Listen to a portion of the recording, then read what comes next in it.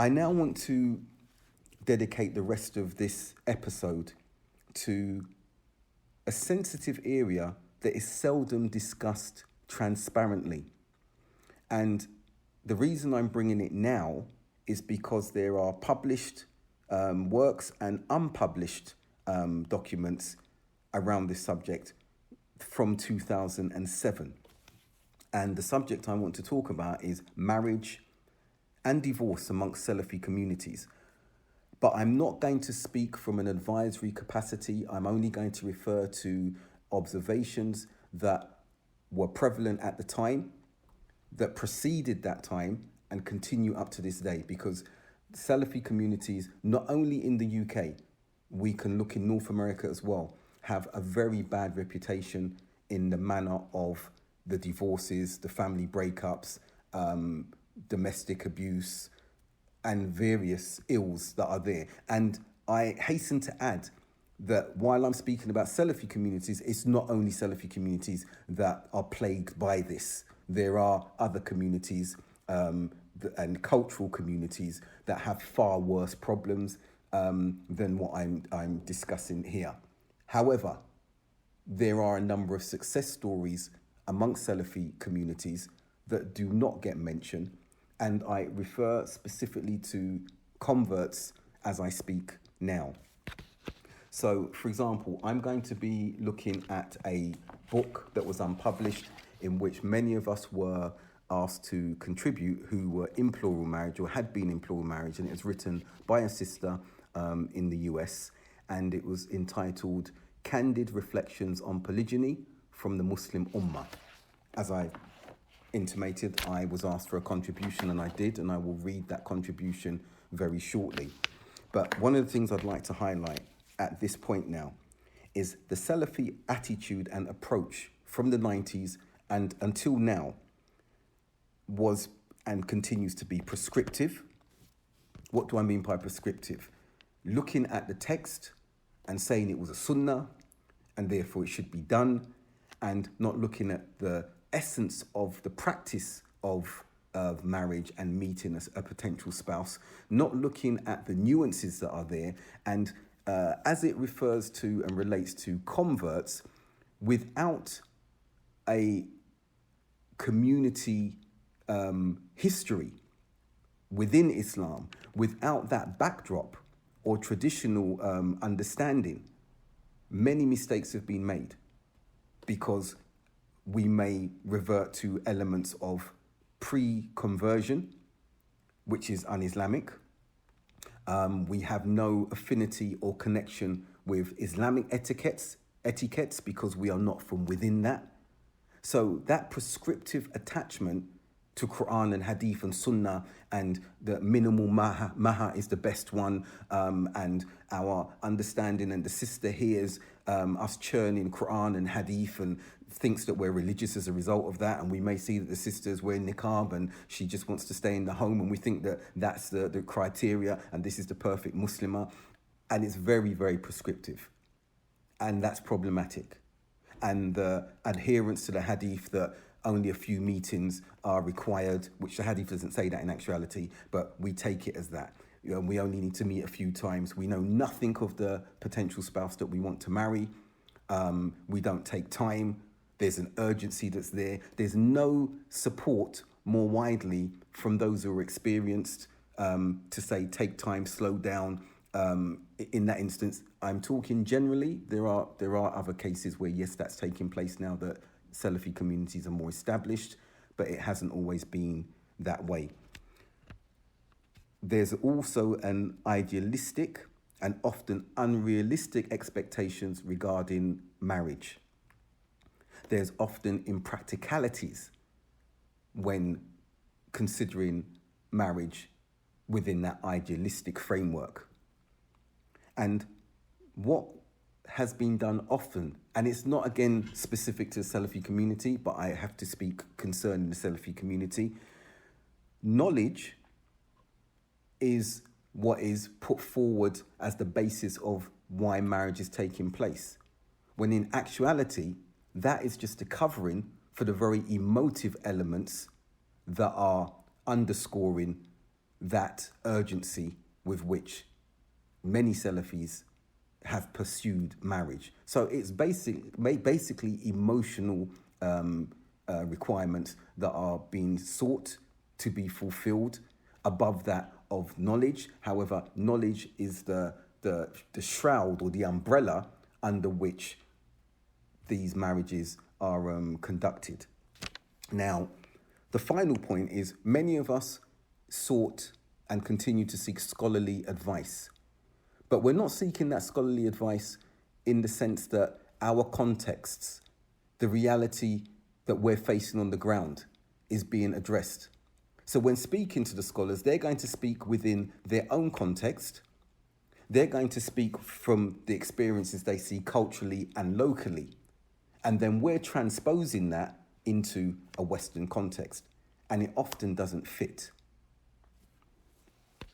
I want to move forward now. There's much that can be said on this, and I'm not an expert on this, and I'm speaking from observations, and I will say at this particular point that it's really important that those experienced counsellors and elders and mentors who have experience in advising and witnessing marriages, successful marriages, not so successful marriages, they should really provide a discourse, maybe some podcasts among communities for those who are seeking marriage and those who are in marriage and even those who have been divorced, so they can get a comprehensive understanding of the challenges of marriage and the way that it's being conducted in some areas amongst Salafi communities needs to be redefined.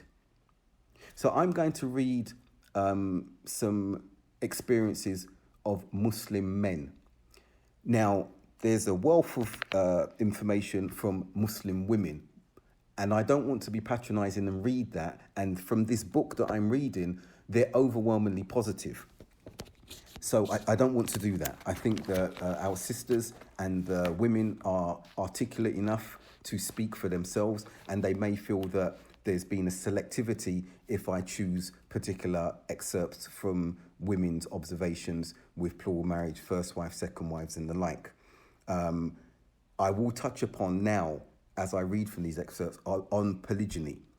And what I've mentioned about prescriptiveness, idealism, impracticalities, emotive, not knowledge-based, scholarly advice that's out of context, all of that applies to polygyny even more.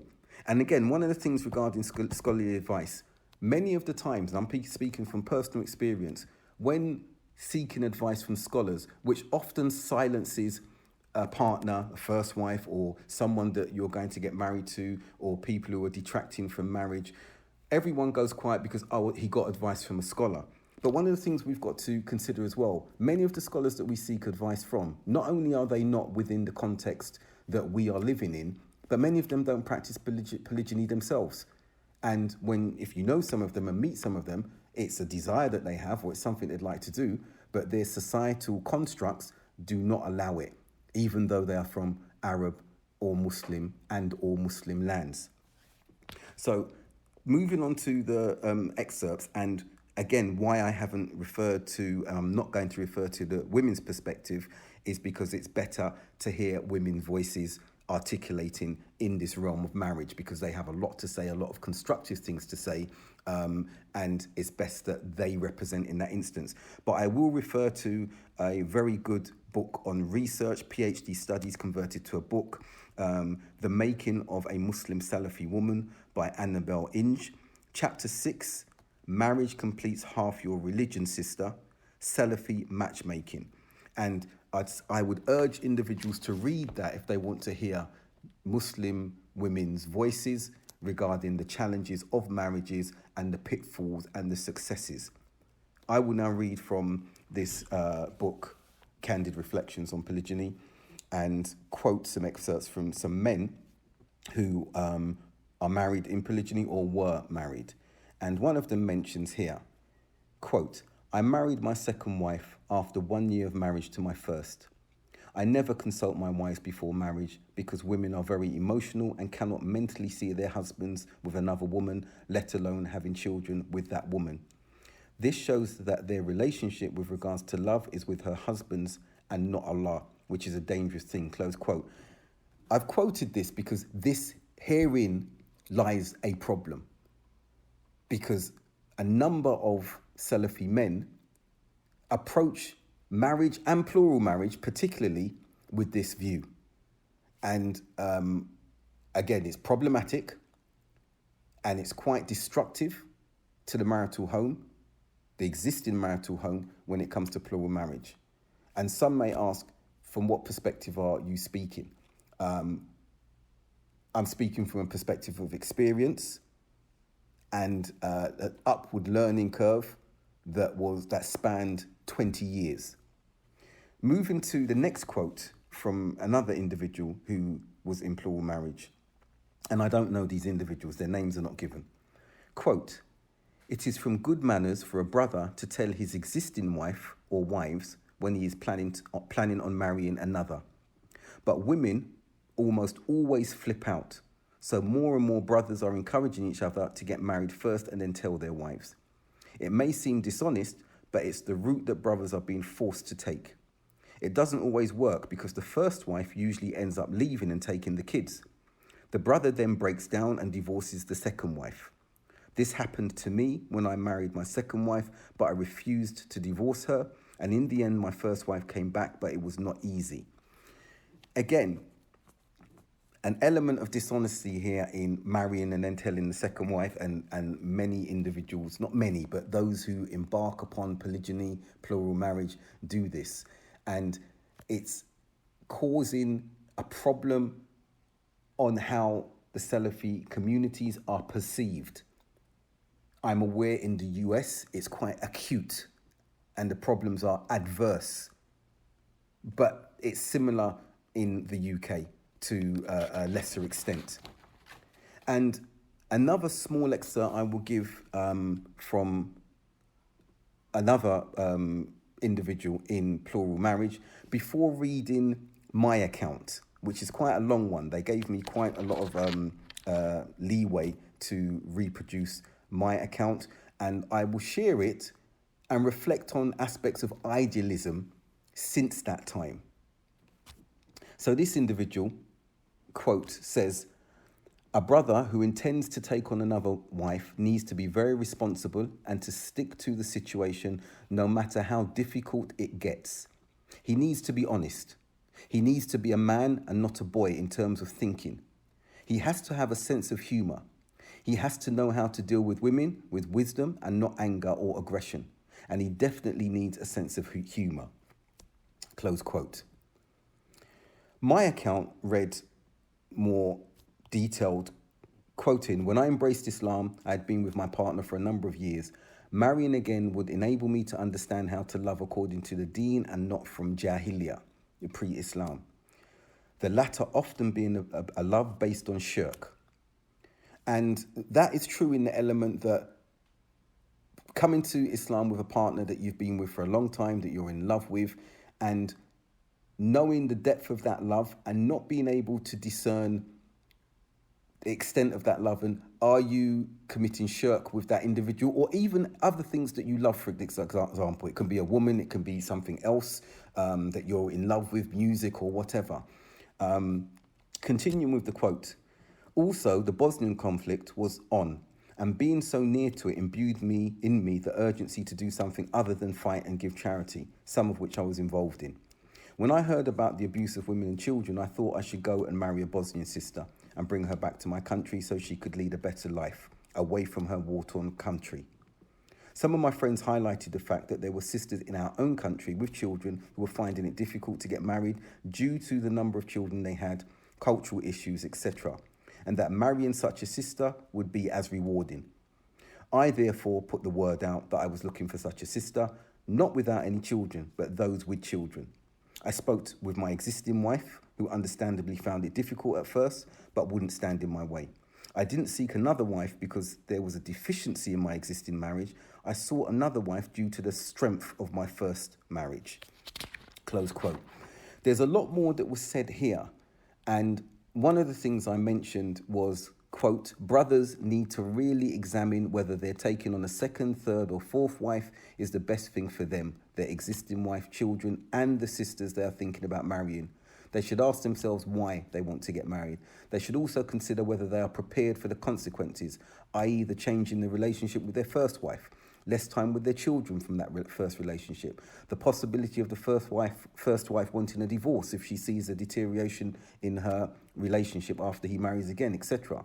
If there is doubt here and their desires are dictating what they should do, it is important that they desist. The problems that ensue from such a standpoint are extremely detrimental for all.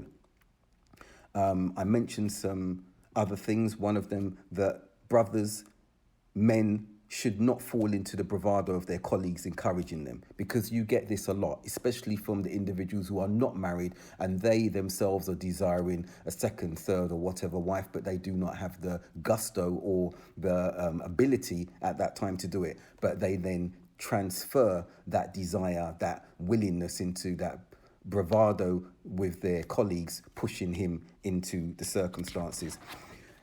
As I said, there's a lot here. I think I was presumptuous in some instances on reflection when I was saying why it was beneficial for men, why it was beneficial for the female, for the Muslim nation at large.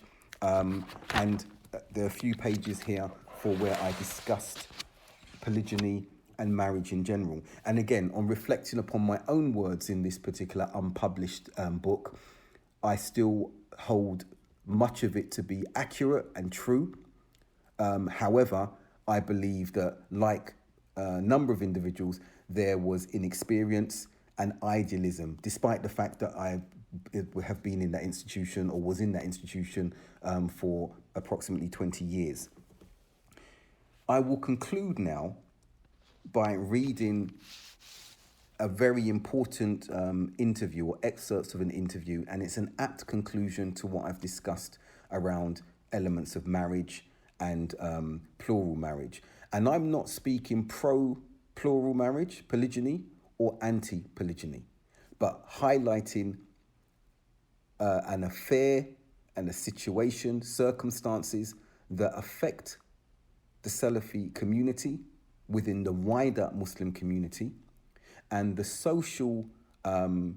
socio-cultural effects are quite adverse when it comes to the children growing and the maintenance in that regard, the mental well-being if things are not adhered to correctly, and the lack of experience as a wider community living in a non-Muslim monogamous society has on everyone, including the individuals who decide to go into polygyny.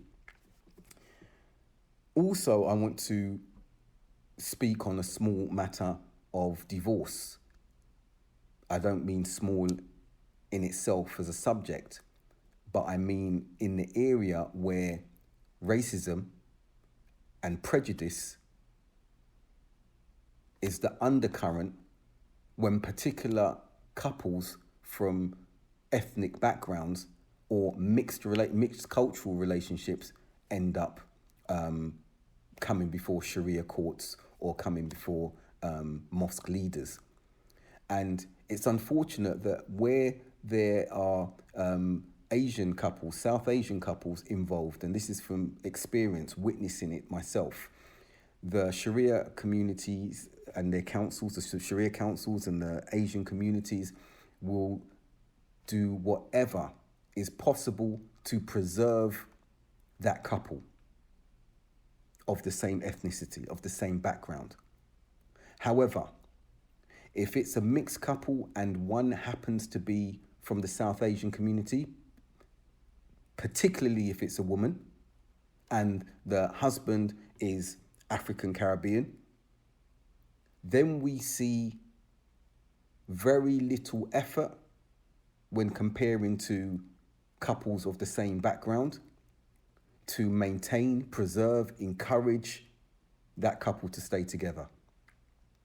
And this has been reported by individuals in similar relationships for the past 20 years.